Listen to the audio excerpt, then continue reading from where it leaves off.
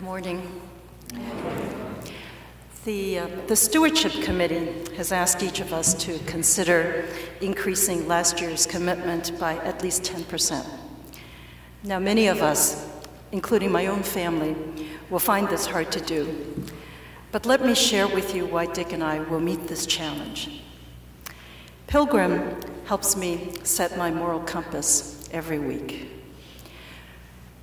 When I'm here, I marvel at all that we have at Pilgrim, a congregation with a collective big heart.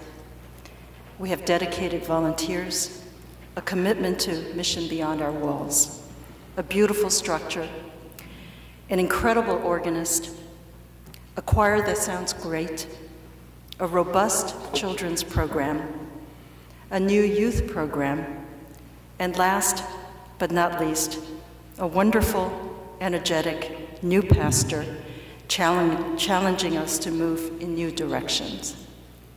And it's still staggering to me to hear that she might not have applied to the position. I'm still, you threw me off a little bit, Lauren. And parents, you did a great job there. Thank goodness you were there for her and for us. Now, the seeds of Pilgrim Church were planted more than 50 years ago. And these seeds were cultivated for half a century. It's my job, and it's our job, to strengthen the community we have joined, a community that others have built for us. I'm going to share a story with you. About 15 to 20 years ago, I used to visit a little old lady in Dublin, Ireland.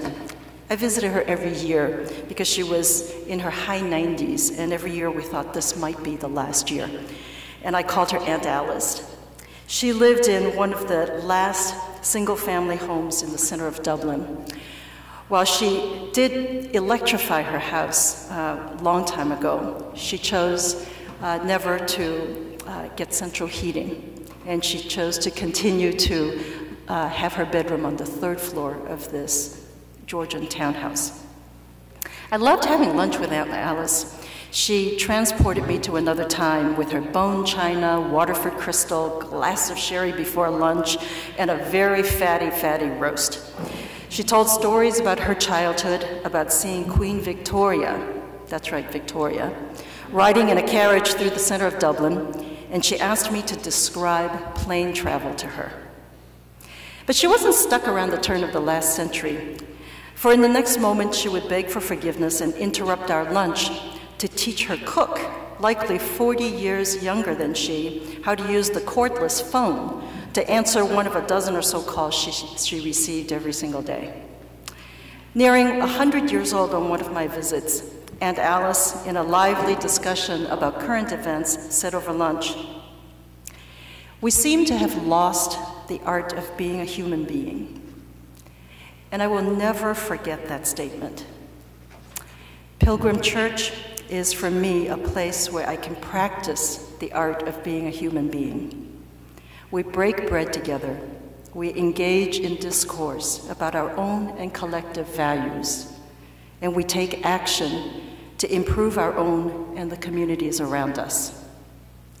When I go into the world outside of Pilgrim, just like the world outside of Aunt Alice's house, I bring a little of that seemingly lost art and plant seeds with hope that some will propagate. The economy is bad right now, and most of us feel like we are standing on financially soft ground. Some of us are no longer working.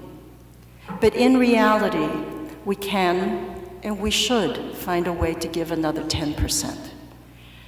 It is money well spent so that we can practice, enjoy, and propagate the art of being a human being.